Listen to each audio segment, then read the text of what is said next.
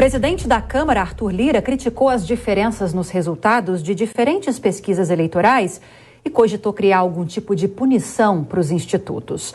E sobre essa polêmica, a gente vai conversar agora com o cientista político Adriano Cerqueira, professor do INSPER de Belo Horizonte. Professor, bem-vindo, boa noite. Boa noite, é um prazer estar aqui com vocês nesse programa. Professor, com base nas últimas pesquisas eleitorais das últimas semanas, Lula chega a ter uma diferença em relação ao presidente Jair Bolsonaro que varia de 3 a 16 pontos percentuais, mais ou menos. E algumas pesquisas, inclusive, a menor quantidade delas, apontam até uma possível vitória, apontam em primeiro lugar o presidente Jair Bolsonaro. Com base nisso, foi feita essa crítica do presidente da Câmara dos Deputados, Arthur Lira. Segundo ele, nada justifica resultados tão diferentes. Queria te ouvir como especialista, professor. Nada justifica resultados tão diferentes ou essas diferentes metodologias entre os institutos justificam essas diferenças?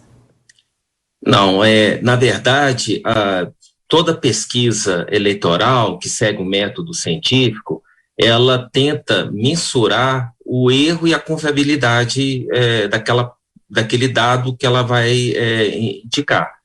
Como você reduz a população a uma pequena amostra, evidentemente algum erro vai acontecer e você tenta indicar esse erro, grau de confiabilidade 95%, enfim, intervalo de confiança no caso, e também margem de erro, que geralmente para presidencial, no Brasil todo, fica em torno de 3 a 2 pontos percentuais. O ideal é que, no mesmo período de tempo, se você tem 4, 5 institutos fazendo pesquisas seguindo uma metodologia científica, do tipo survey, é que os resultados fiquem próximos, dentro das margens de erros. Se houver uma discrepância, é porque ou um, ou outro, ou todos estão errados. Então, mesmo aceitando uma diferença superior à margem de erro, uma pesquisa indicar um candidato na frente e outro indicar outro candidato na frente, e com uma variação grande entre elas, aí você tem, evidentemente, um erro acontecendo entre os institutos. Então, gera estranhamento, e o que é mais, diretamente, um efeito mais direto. Quem observa a eleição deixa de confiar nesses resultados, vai procurar outras formas de se informar a respeito do processo eleitoral. Pois é, Adriano Cerqueira, professor, cientista político e também diretor de um instituto de pesquisa, então é gabaritado para tratar desse assunto aqui com a gente. Professor, há 30 anos nós tínhamos 2, 3 institutos de pesquisa. Hoje são 8, 9, 10 metodologias bem diferentes, resultados diferentes também. Essas pesquisas são contratadas ou por emissoras de TV, veículos de comunicação, empresas, entidades. Agora, quem contrata, quem paga a conta do instituto, não pode suscitar dúvidas em relação justamente ao resultado, sobretudo quando é identificada uma parcialidade em relação ao posicionamento político de quem paga a conta? Pois é, o instituto, a empresa que faz pesquisa, ela tem que ter o cuidado de preservar a sua credibilidade. Afinal de contas, o que tem de mais precioso no instituto de pesquisa é a sua credibilidade. E a credibilidade vem dos resultados apurados. Eu costumo ser muito vezes contratado por clientes para saber exatamente, pergunta assim, eu quero saber como que está de fato a minha situação aqui no município, por exemplo. Porque ele tem seus próprios institutos, mas muitas vezes eles arrumam os resultados que ele quer usar. O grande problema de pesquisa eleitoral é que ela é um instrumento de propaganda política. Então, há uma tendência, há uma possibilidade, melhor dizendo, de candidatos e partidos quererem forçar a mão nos resultados para mostrar que o seu candidato é favorito, vai ganhar. Isso às vezes é até importante até para conseguir ter mais recursos de campanha, conseguir incendiar melhor a militância.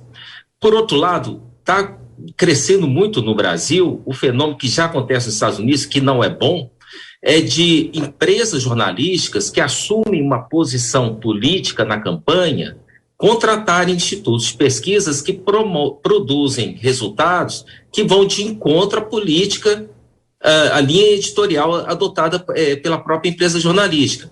Nos Estados Unidos, em 2020, os institutos que mais erraram, né, que os resultados ficaram mais discrepantes em relação ao resultado aferido, foram justamente de empresas jornalísticas que faziam campanha contra Trump, faziam campanha a favor de Biden, foram onde teve os maiores erros.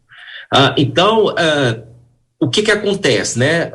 Há esse risco, sim, do instituto mal intencionado, mal orientado, arrumar resultados para favorecer o seu cliente. Agora, tem muito instituto sério que vive, né, exatamente da sua credibilidade e que também está aí produzindo pesquisas. A questão é como separar o joio do trigo, né? Quando você tem resultados tão discrepantes assim.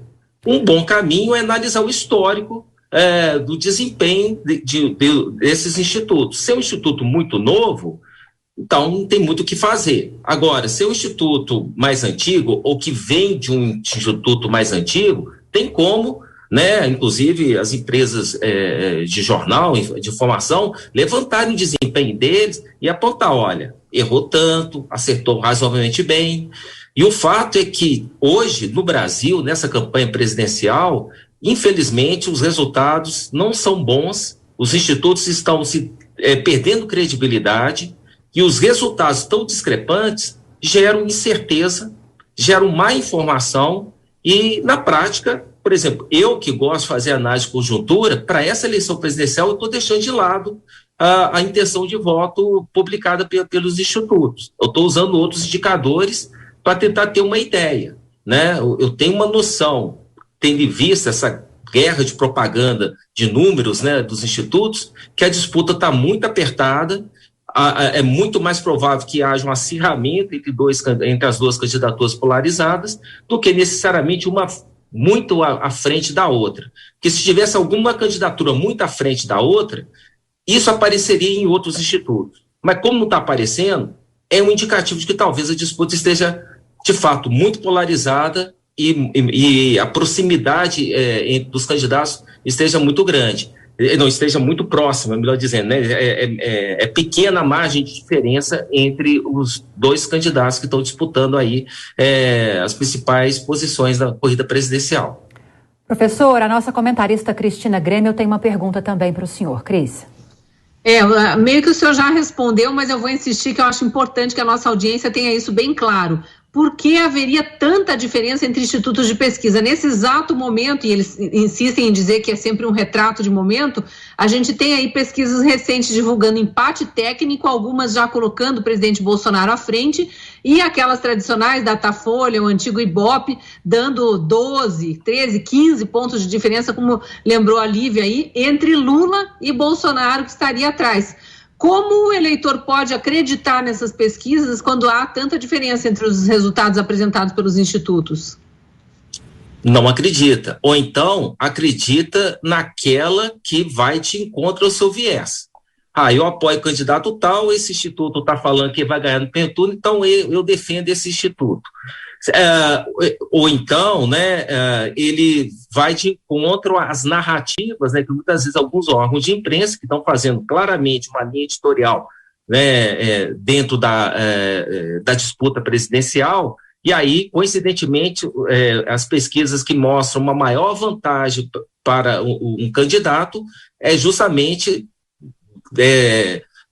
das pesquisas patrocinadas por esses órgãos de imprensa. Então, é importante ressaltar isso. Tem institutos que fazem um trabalho de informação, né? Institutos que estão aí há 4 anos, mensalmente, levantando a intenção de voto a presidente, que desde o início desse ano estão a cada quinzenalmente, né? Eu estou aqui só para citar um que não sei se ele está certo ou errado, mas ele mostra uma intenção de formação há um bom tempo, que é o Poder Data, né? Esse aí, ele mostra uma disputa muito mais acirrada, muito mais próxima, dá uma pequena vantagem para o Lula, mas mostra Bolsonaro muito competitivo. Então, esse que é o ponto, a gente não sabe exatamente em quem confiar em termos de pesquisa. E o que acontece é que gera uma guerra de desinformação e, na verdade, os institutos estão se descredibilizando, estão se inviabilizando, eles estão desvalorizando aquilo que eles têm de mais importante, que é que eles produzem.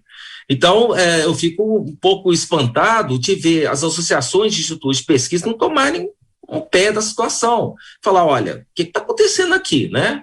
Porque, afinal de contas, eles têm que defender o trabalho deles, o ofício deles, e não ficar nessa guerra de informações. Eu acho que os institutos, com tantos números disparatados, o que a gente pode dizer é que um deles vai acertar.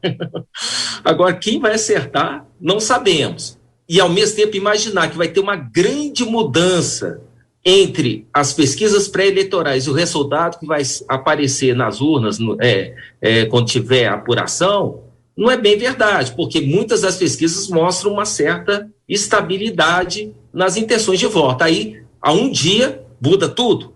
Então, tem algum problema em termos de metodologia, sim. O que a gente pode fazer, né, é basicamente buscar outras fontes de informação, observar como que está a mobilização nas ruas, nas redes sociais, quem mobiliza mais, quem mobiliza menos, como que está o ânimo, né, nas campanhas, que campanhas estão muito nervosas, mudando toda hora a estratégia, que campanhas estão tranquilas, seguindo a sua estratégia, porque pode ter certeza, as pesquisas de consumo interno que as campanhas têm, essas certamente são mais próximas da realidade do que essas peças de propaganda que, infelizmente, é o que está acabando por se transformar as pesquisas divulgadas. Lembrando, mais uma vez, os Estados Unidos são um péssimo exemplo dessa tendência. Os institutos lá têm errado demais nas pesquisas pré-eleitorais.